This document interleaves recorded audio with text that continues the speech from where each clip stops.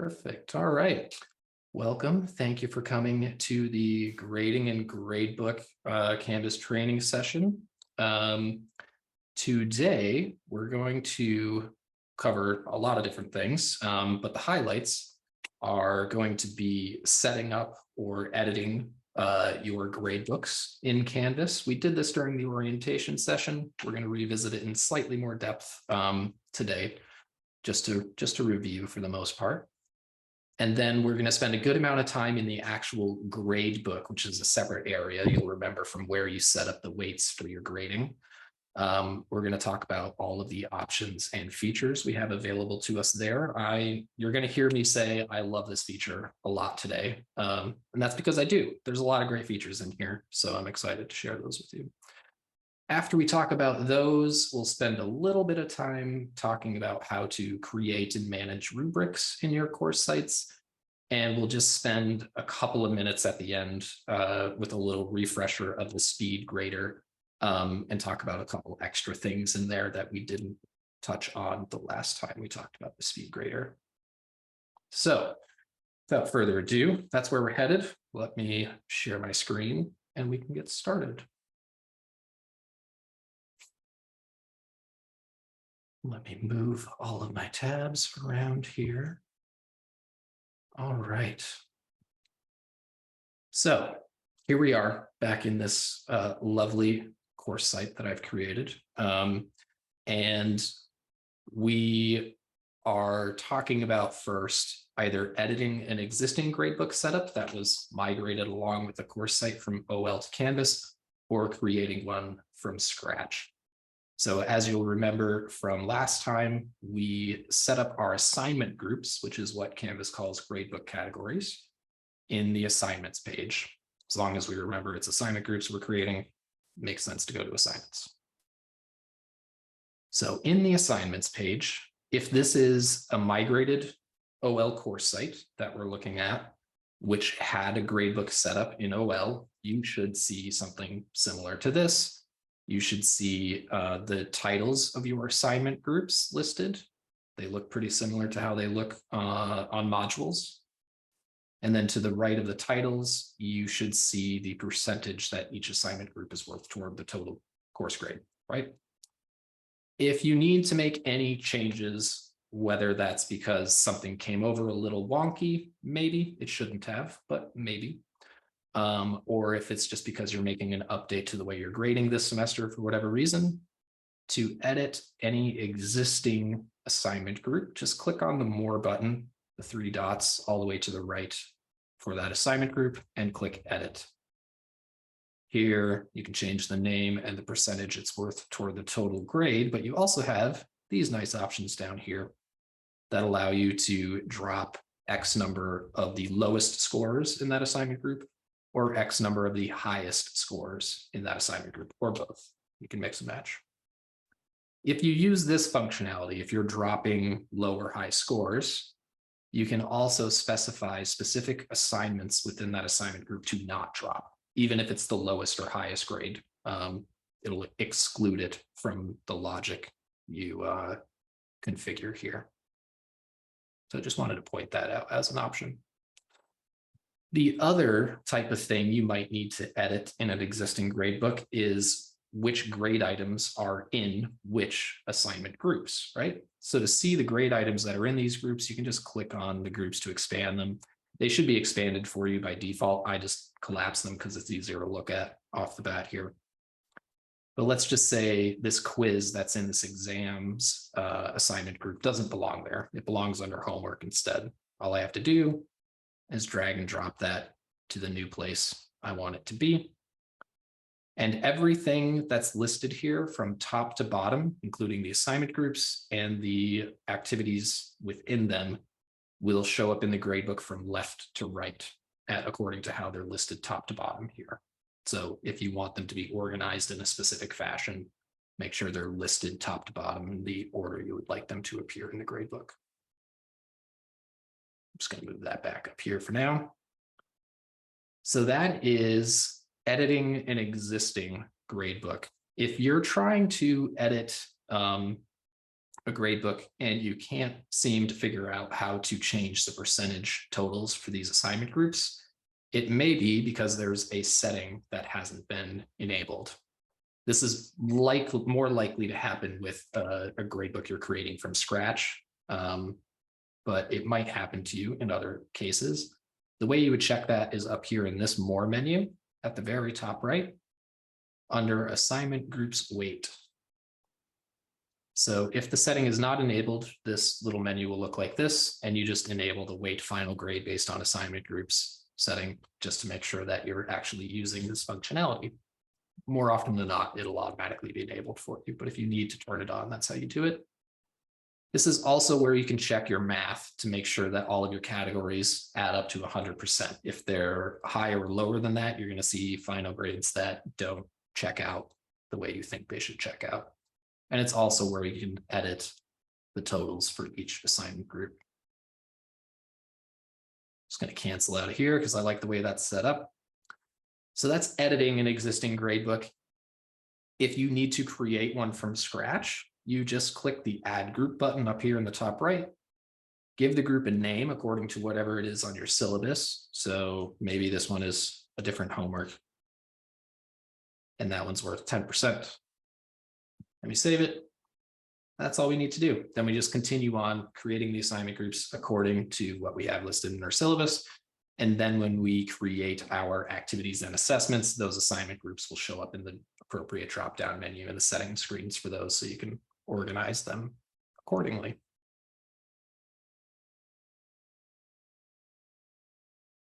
All right.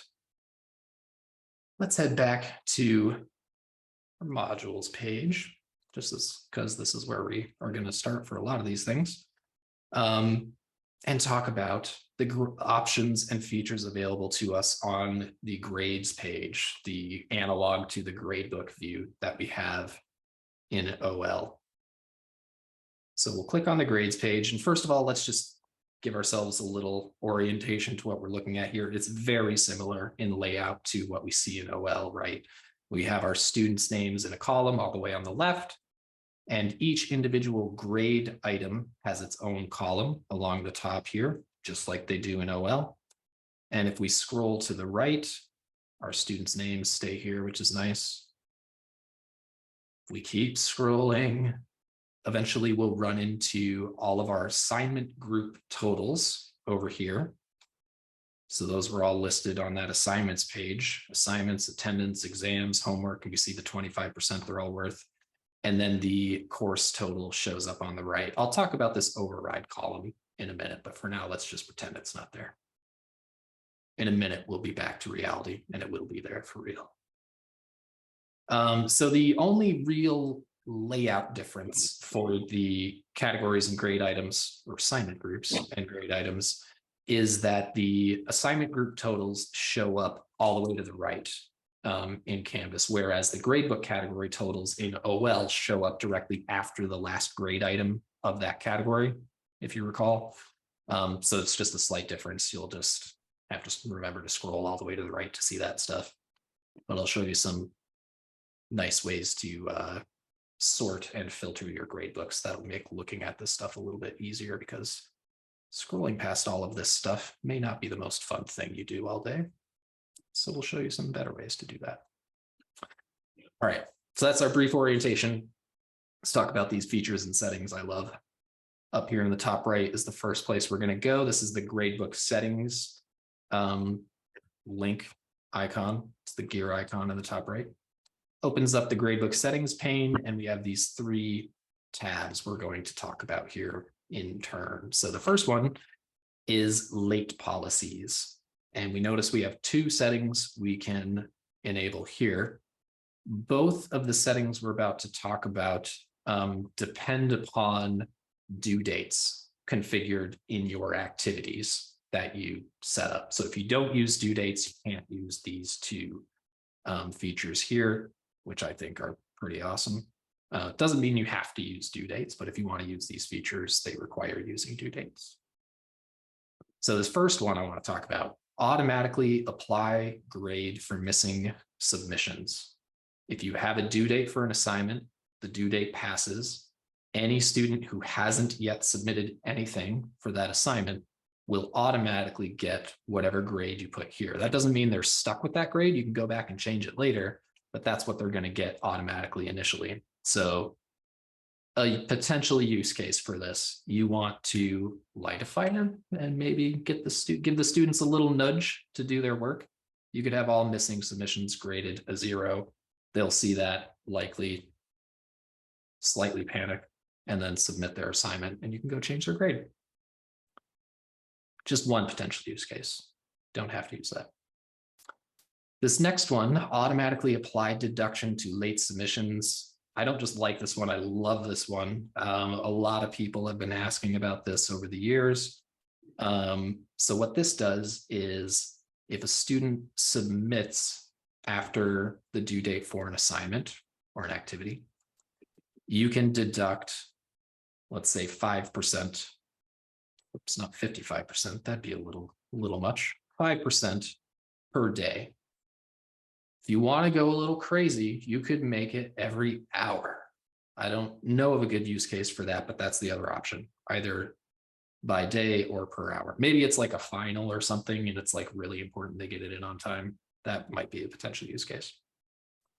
So every day they submit late, 5%, it's automatically taken off for you. And you can also cap that deduction at a certain point, so it doesn't just go all the way down to 0. You could say, okay, 5% every day, but don't drop it any lower than 65. So you have that level of control for that. If you use these, don't forget to click the Apply Settings button at the bottom before leaving this pane. I'm going to turn those off for now. Next up is the grade posting policy tab. This is the default setting for how all of your grades will be handled when it comes to posting them, releasing them for your students for every grade item in your gradebook. You can set the default and override the default for any individual activity, any individual grade item. So whatever you select here, you're not locked into. You can change it for specific assignments. So probably just choose the one that'll most often apply to the style of grading that you want to use. And then go change the individual ones you want to work differently. So what these do is automatically post grades means if it's an automatically graded activity, like a multiple choice quiz, or a manually graded activity like an assignment, it's just going to automatically post the grade whenever the student receives it, whether it's the quiz or the assignment, it's just going to automatically post it. Manually posted grades, whether it's an automatically graded quiz or a manually graded assignment, no matter what, when the student receives a grade, it's not going to automatically be released to them. You have to come into the gradebook and at a time of your choosing and manually release those grades to your students. So use cases for that could be, maybe you don't want all of the students to see their quiz results until you've had a chance to review them and decide what you want to say about them, or maybe you want to curve things a little bit and preempt any questions about it. That's a potential use case scenario. Another would be if you're grading a more in-depth assessment, that's going to take you a lot of time to get through the whole class for. Maybe you're going to grade 2 or 3 students at a time over the course of a few weeks. And you don't want the first batch to see their grades before the last batch. That's another good use case for that. You can grade their work over time and then just release it at a time of your choosing. You could do this in OL. The workflow was a little clunkier, I think, and this is quite a bit more straightforward and efficient for you. I'm going to use automatically for my default setting, and I'll show you how to override that to make an individual activity a manually posted grade, but you could do the same thing in reverse. This last tab, there's not much in here, just this one thing that allows us to override the final grade column. That's what that override cell or column was all the way to the right in the gradebook that I asked you to pretend didn't exist. Now it's back, it's real now. By default, that's not going to be enabled, so you don't accidentally override a student's grade. But if you want the ability to say, okay, like, yes, the student did get a B minus technically, but they did X, Y, and Z intangible. So like, let's give them a B plus. You can do that in the override column. I'm gonna turn that back off so I don't have to ask future people to pretend it's not there and apply my settings. Okay, that was the gradebook settings pane. We have a few more things to talk about in here. Lots of fun stuff. So these three little drop-down menus all have some useful things in them. The first one, the gradebook drop-down menu, has a few things in here. Learning mastery, we aren't going to get into this today. We're not going to talk about how you would actually set this up, but I am just going to give you a brief overview of what it is in case you're interested in pursuing this in the future. So the learning mastery gradebook is sort of in addition or separate from the regular gradebook we're all used to that uses quantitative assessment. Learning mastery gradebook view shows you an overall view of Canvas's learning outcomes feature. So every course has a set of learning outcomes. Canvas has a way for you to put those learning outcomes into the system and actually tie them to assessments. So like students will learn how to speak in the past tense in Spanish as a learning objective. You toss that in there, and then you can attach it to a quiz that quizzes them on speaking in the past tense. It can be attached to a quantitative grade, or it could just be a totally separate thing that you're tracking that way. If you're interested in setting that up at some point in the future, let me know. We can talk about that. But just so you know what it is for now. These next two options, gradebook history, we'll talk about first, just because it's a kind of quicker and easier one. Gradebook history is just a good thing to have in your back pocket in case a mistake is made with a student's grade. So if you go into gradebook history, you can see all the students, the graders. Artifact is just the thing that was graded, and you can filter by dates as well. And you could say, okay, so Daryl currently has a 65 for the week 1 test assignment. That is definitely wrong. Daryl did not earn a 65. It was higher than that. What was it? It was a 95. Okay, I need to go change that back. So just in case something happens, you have a history of any gradebook changes in here to look at, which is nice. Let's go back to the regular gradebook and then take a look at the individual gradebook. I'm not sure how useful folks are going to find this because there are ways to look at the same sort of information. I think a bit easier, which I'll show you, but just so you know what this is. The individual gradebook, if you scroll down to here, content selection, lets you choose an individual student and an individual assignment to take a look at. So I could look at this student, I could look at this assignment, I could change some things like excuse that assignment for that student, see their overall progress and grades and everything. See a few more options down here to do things for them. Like I said, I think you can get at most of this information in a bit easier of a way in the gradebook over here. I'll show you that in a second, right after I get through these other two menus. This next one, the View tab, sounds boring. Maybe it is, but I like it because it allows you to arrange this gradebook in a whole bunch of different ways that might make your life a little bit easier. You can arrange them by assignment name A to Z or Z to A, due dates, point values that they're worth, which module they exist in.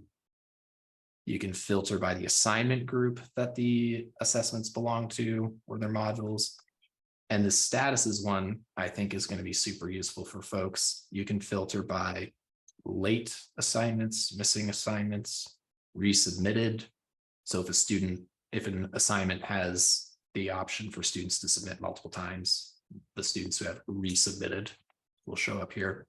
Dropped, that's according to dropping the highest or lowest scores in an assignment group. You can see those. Excused, you can manually excuse an assignment for a student so it doesn't count toward their grade. So you can see those. Love that feature. In the actions menu, not a whole lot going on in here. The only useful thing I think folks might want, maybe, is to export their gradebook to an Excel spreadsheet if you want to. I wouldn't want to, but if you do, it's there. All right.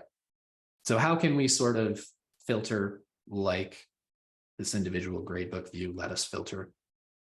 We use this search students and search assignments. These search students and search assignments fields. So if you click into here, you can either select a student or just start typing to pull up a student. Once you select one, you only see that student and all of their work. And if you select an assessment, then you only see that student, that assessment, and then their totals for the assignment groups and the course.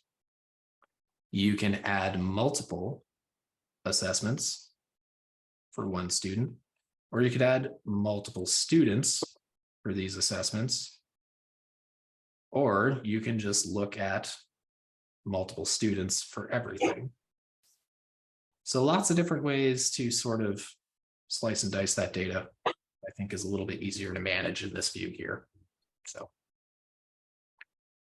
last thing I want to show you, I love pointing this out because it's not immediately obvious that this is here, but it is a super powerful set of options. If you hover over each of these grade item titles, these columns here, you may not notice it in these first few, but in this one you do. You see these three dots, a more menu show up. Each of these grade items has one of these more menus attached to it that only appears if you hover over that column. If you click on that, you'll see a bunch of options, all of which are super handy. You can sort for this individual assessment or grade item by low to high grades, missing, late, excused, unposted. You can quickly access the speed grader for a particular grade item.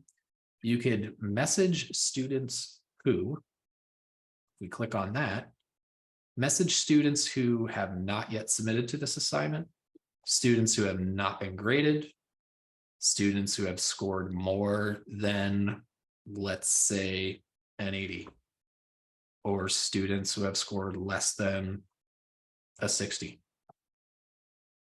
or students who have had it reassigned to them. Let's take a look at have not yet submitted. It automatically pulled in the students who haven't submitted.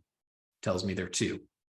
I can click this drop-down menu, show all recipients, to see which 2 it's going to send this message to.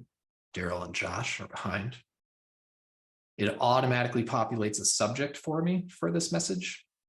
And I can type out the rest of this message down here, attach a file, record an audio video comment on the fly, send it. Once I click send, it goes to their Canvas inboxes. And it will send a notification that it went to their Canvas inboxes too. Love this feature. It's going to save a lot of time scrolling through a gradebook and typing in email addresses. Pretty great. All right, so there's one awesome thing you can do in there. Let's check out the rest of this more menu. You can curve the grades for this activity. You can just set up that in there if that's something you can do. You can set a default grade. So by default, there is no grade. That's what these little lines mean. Same thing in OL. But you could set a default grade to whatever you want it to be. You could set the default grade to be 0, and then students have to do something to get more than a 0. You could set it to be 100, and then maybe students don't have to do something to make it lower. Either way, you can change it from the default. Skipping over a couple options here. You can change whether the grade shows up as a point value or a percentage value. You can quickly download all of these submissions if applicable. And this grade posting policy allows you to change whether you use the default, which was automatic in our gradebook settings menu, if you remember, to whatever the other option is. So I already did this for this one. But in my gradebook settings, everything is, all the grades are posted automatically. But for this one, I set it to manually post the grades. So I can grade however I want. Students won't get them until I come in here and release the grades. If I had grades ready to release, where I would do it is in this more menu, and it would tell me post all grades. If the grades were all posted, I could say hide all grades. So that's how I can control the releasing of those grades in here if it's set to manual.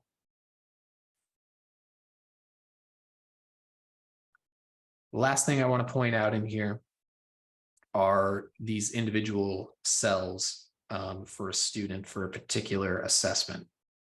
We don't recommend grading in here, even though you could click in here and type in a grade if you wanted to. We recommend just grading through the activity itself, but I point this out because if you ever need a reminder of what this color coding means for these cells here, you can click into here, click this right arrow, and it'll tell you what those mean. So the reds we're seeing over here mean those assignments are missing. I can excuse this individual activity for this individual student by clicking this here, and then it would update to yellow. Or I could leave it at none. Late and missing are automatically applied based on due date. Excused is something you manually put in there. All right, that's the last thing I wanted to point out there. Actually, no, it's not. You may notice our course navigation menu disappeared when we went into the grades page. Usually shows up right here. It just automatically toggles away to save space. So you just click the hamburger menu icon in the top left to get that back to start navigating around like normal. All right, so that's the grades page. We've done gradebook setup and editing, and we talked about the gradebook features and options. Next up, rubrics. So if I had a rubric in OL that was attached to an assignment, that will come over attached to that assignment in Canvas. To go take a look at it, which you might want to do, just click on the name of the activity or assignment that had the rubric attached to it, and it'll show up down here. I don't yet have a rubric attached to this one. So let's go over how you would create one from scratch. And that'll also give us the tools we need to edit one that already exists if needed. So now that we're interacting with this assignment, we just see this add rubric button down here in the bottom left. We just click that to start the process. We're given a tongue-in-cheek title that we should change. The reason we're giving a rubric a title is because we can reuse the rubric for other assessments. So it's a good idea to just name it something so you know what it is. Even if you're only using it for this one activity, you got to give it a name. But if you want to reuse it, make sure you name it in a way that you remember exactly what it's assessing. So maybe this one is for written work in my class. So now I have a title. I'm given these three columns here: criteria, ratings, and points. Criteria being the specific category of whatever I'm assessing the student on. Ratings, the available spread of points that they can get for that category. And points is just the highest value that they can get for that criterion.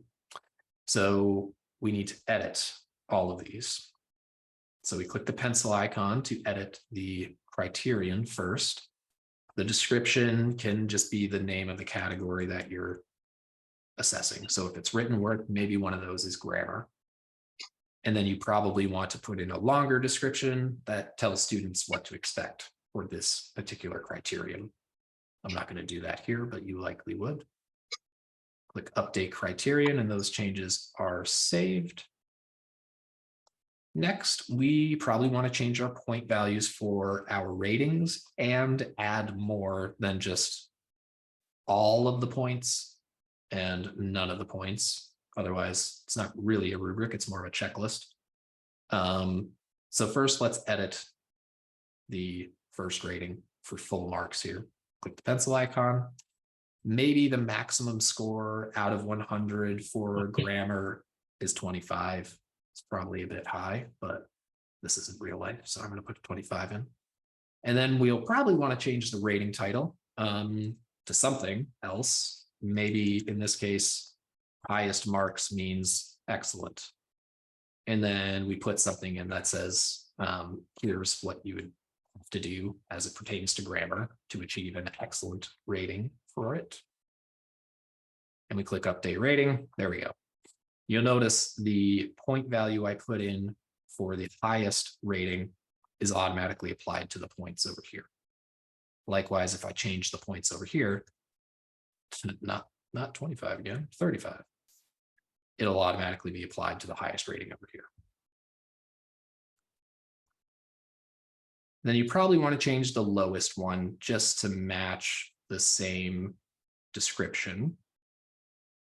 It's probably still going to be 0, but no marks could be poor instead. And you could say what that means or what they would do with regard to grammar to achieve 4 as a rating.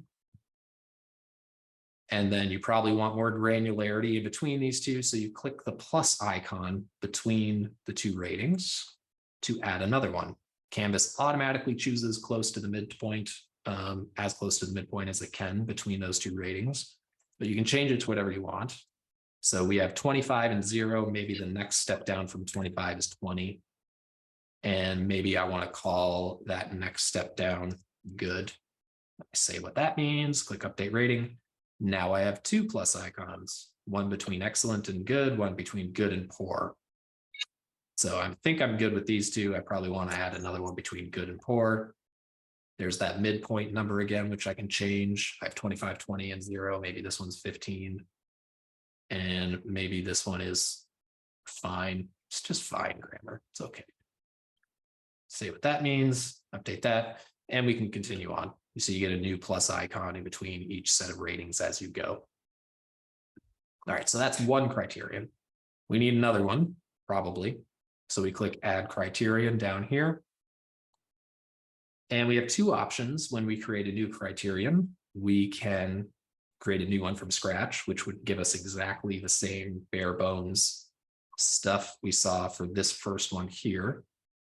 Or we can duplicate any of the existing ones we've already created if it's close enough to the new one we want to make. So we can just edit that one rather than creating a whole new one from scratch.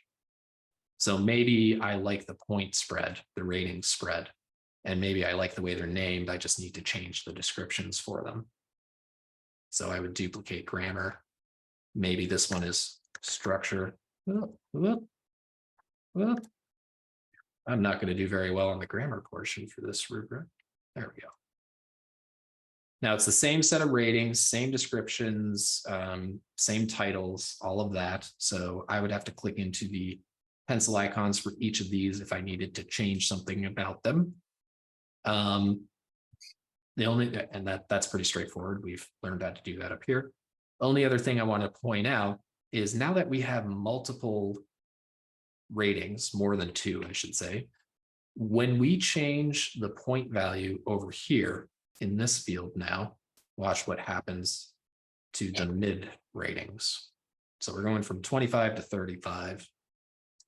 Not only did it update the 35, it updated proportionally the ones in the middle as well. So just have that in the back of your head or mind, rather, when you do that. When I changed it back, kept the proportions, got all the right stuff back for me. Last thing about points, well, not the last thing about points, the next thing about points we should be aware of is we have a point value for our assignment. More often than not, for most folks, that point value is going to be 100, and that's shown up here under points. The total points for our rubric can be different. So this one's only 50 right now. More often than not, you're going to want the total points for your rubric to equal the total points for your activity that you're attaching the rubric to, or you're going to see numbers that don't make a whole lot of sense at the end. Students will see 2 different numbers. It'll be a little confusing. So whatever your maximum point value is, whether it's 100 or 50 or whatever, just try to have the rubric be the same number, just for easy math. These options down here can be pretty handy. You have a lot more control over how you use rubrics in Canvas here, I think. So this first one, I'll write free-form comments when assessing students. What this one does, if you enable it, is it gets rid of all of your ratings. It leaves the criteria titles and descriptions, so students can still see in a broken down way how they're going to be assessed for this activity, which is handy. It retains the maximum point values for those criterion, but then you just type in free-form comments explaining why they got the point value for each criterion that they did. So it's just a different way of using a rubric. You can also remove the points from the rubric entirely. If you do that, now it's just a qualitative instead of a quantitative rubric. That's all that is. So still giving them feedback, just not impacting their grade, not from the rubric anyway. If you're using outcomes related to the Learning Mastery Gradebook, you could choose not to post the outcome to the Learning Mastery Gradebook. Sorry, I skipped over this part. You can find an existing outcome if you use that functionality in the future to attach to this rubric, and you can decide whether or not that outcome impacts the actual rubric grade, or if it's just a separate thing entirely. If you remember exactly one thing about rubrics in Canvas, have it be ticking the use this rubric for assignment grading box. It's a little buried, but it's an important one. It's not the end of the world if you don't use it, of course. But if you don't tick this box, what will happen is you'll go to the speed grader, you'll use your rubric to tally up the score for your students. And then that score will not be passed to the gradebook automatically for you. You'll have to type it in again in a different field in the assignment. If you tick this box, use this rubric for assignment grading, it will just automatically pass to the gradebook for you like you would expect it to. So that's probably a good thing to enable. The reason it's important to remember is because once you start grading, you can't come back and change it. So if you forget to enable it and you start grading, you're kind of out of luck that time. You got to do it for the next one. So you're going to be stuck typing in that grade again manually inside of the assignments for your students. I would save this rubric, but it is an objectively horrible one, so I'm not going to. I'm going to click cancel. All right, so that was rubrics. Let's take a look at the speed grader, and then I will circle back to all of the questions in the chat. All right, so similar workflow to OL for grading your work. You're going to click on the name of your assignment, and then up in the top right here, you'll see a link to the speed grader. If it happens to be a graded discussion forum, this link is going to show up in a slightly different place inside of the discussion forums more menu over here instead. So you'll expect it here. It'll just be over here. You may remember from last time when we click the speed grader link, we get a new tab, which is kind of nice. And from this point, it looks pretty similar to the assignment grader in OL. We have our student submissions on the left. If there are file attachments we need to worry about, they'll show up here in the top right. It'll tell me some info about their submissions. There is no submission. It's missing because the due date has passed. I can tab through my students up here in the top right using the forward and back arrows, like so. Or I can select a student directly from the drop-down menu, like that. If my assignment allows multiple submissions, I can view all of those submissions individually. In OL, it's an option, but it doesn't work really well. And by default, usually what would happen is Students would probably delete the previous submission and submit something else. But here they can't do that. And you can go back and view any of the previous submissions, which is pretty great. Along the top over here on the left, you have a bunch of annotation options, which are similar to the ones you have in OL with some slight differences. You have the point annotation tool. You can change the color for that. You can leave a comment on it. You have the highlighter tool, which does what you think it would. You can change the color for that and also leave a comment on it by clicking this little paper icon to get at the comment field. Yes, please. Thank you. You can add text. You can strike through text. You can draw. That's a horrible color. I can't see that at all. Let's make it something else. Maybe blue. We can change the weight of the line to be thicker or lighter. Add a comment to that too. Why not? And the shape tool, which is just a rectangle. But you can change the color of that and leave comments on that as well. Then over here on the right, if we had a rubric, that's where we would use it. Or we could just enter our grades manually. By the way, if you forgot to tick that use this rubric for assignment grading thing, you would have to, that's where you would have to re-enter the grade for each individual assignment after it was tallied up. Otherwise, it would just put a grade in there for you. Then you have your comments field down here, which has the option to add emojis, which is fun. The great thing about the comments field, especially if this is an iterative assignment with multiple submissions, is students can reply to their comments, their feedback in Canvas. So you can actually start a dialogue with them, which is kind of nice. Some other options down below are the speech recognition option here. This is not an audio recording. When you click record, it's and you start speaking into your microphone, Canvas will start typing whatever it thinks you're saying roughly as accurately as automated YouTube captioning would. So it's just speech to text.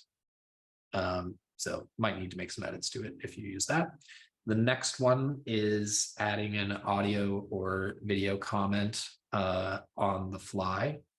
You can either record one on the fly or you can upload an existing one. And then attachments, self-explanatory, add a file attachment. This assignment, you may remember, is set to manually release grades. So if I click submit here, the student wouldn't be able to see it yet. I can manually release the grades up here in the top left. This little eye with the line icon through it means it's currently hidden. If I click on that, I can choose to post the grades in here. So that's another way of doing it. Instead of going back to the gradebook, maybe you graded the last one in here. Just click post grades and you're good to go. We didn't take a look at the options in the settings icon last time we talked about the speed grader, so let's do that. In options, again, this sounds boring, but I promise sorting your student list is going to be useful because you have the option to sort by submission status. Needs grading, not submitted. Those ones will show up first. So when you're clicking the forward arrow to go to the next student up here in the top right, you're going to a student you actually need to do something for by default, rather than whoops, graded that one, click again, whoops, graded that one, click again, or looking through the drop-down menu to find a specific one. It's just all in a nice, neat order for you, and you can change it back any time you want.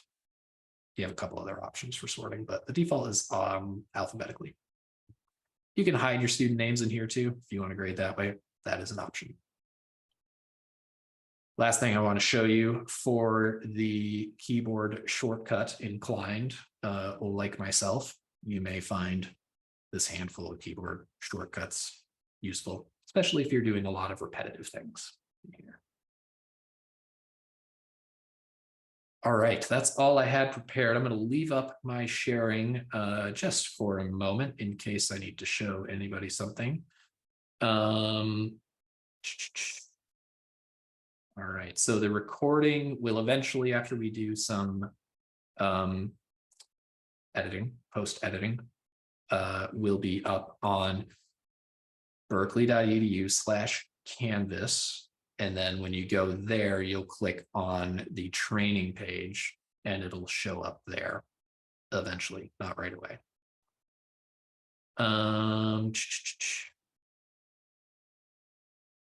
Looks like Daryl answered the attendance question. The deduction interval does not allow for a week at a time at this time, so it's day or hour. So you'd have to do the math to get the correct amount per day if you deduct by week.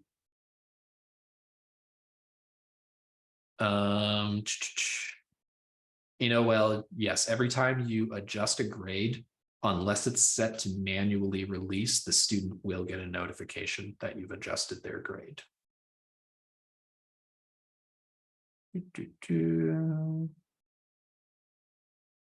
Pass, fail. You have the option to set up complete or incomplete as a grading option in Canvas. Let's see what else we have. So if you're editing your assignment settings, you can choose to display your grade as complete, incomplete, which gets you pass, fail.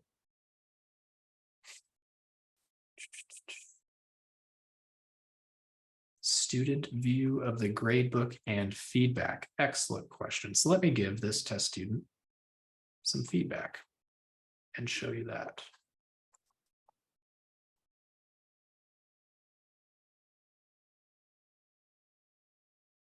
And let's go look at the student view, which you can get with this button in the top right.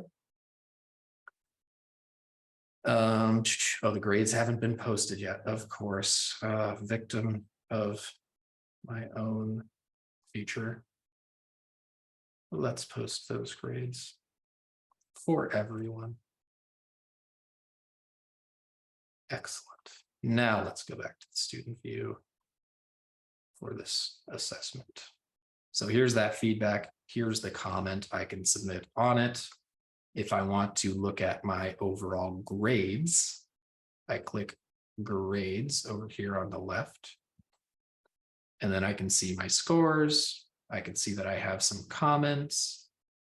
I can change my view of these things as a student, which is great. I can say calculate based only on graded assignments, or I can untick that and I can see my score for everything that hasn't even been graded.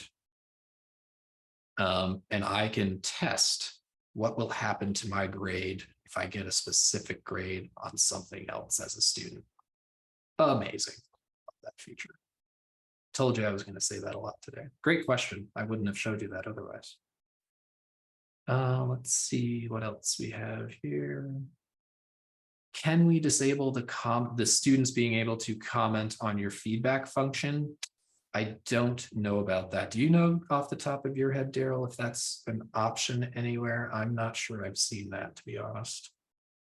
Yeah, I looked that up as well. I couldn't find anything on that. I think that's a feature that's enabled in there. Yeah.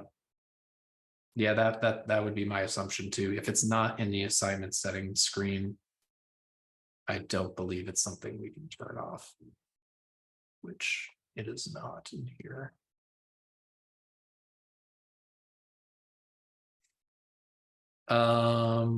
I don't believe students can see each other's grades.